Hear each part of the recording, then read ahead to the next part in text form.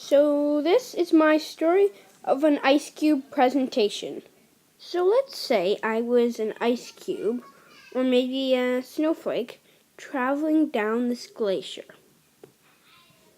Then, as I continued my travels down the glacier, it would start to be warming up, and so I would start to melt.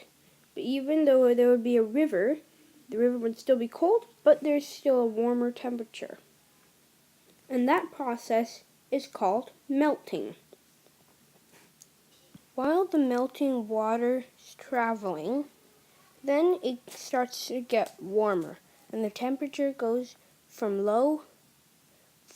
really low, to slowly melting, to gradually becoming this huge water span. Then, after that, the water becomes a delta. After the rivers come to the ocean, it becomes a delta and spreads out into the ocean.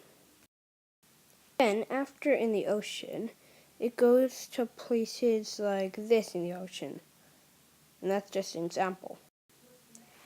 After we get to this part, when it's in the ocean, since the heat temperature will go from low to high, then the temperatures change would make the water evaporate, also known as evaporation. And as I have put here, evaporation. Then, after the water evaporates, then the evaporated water goes and turns into a cloud.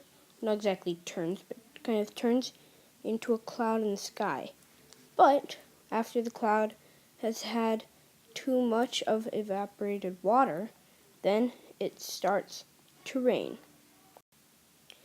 Then, when the cloud starts raining, not exactly starts raining, when it kind of starts raining, then it forms pools of water that go back into the ocean and start evaporating again.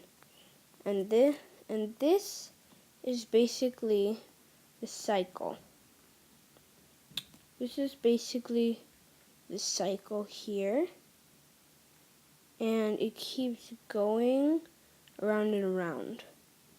But now we want to find how the gas becomes a solid. The proper word for a gas to become a solid is deposition.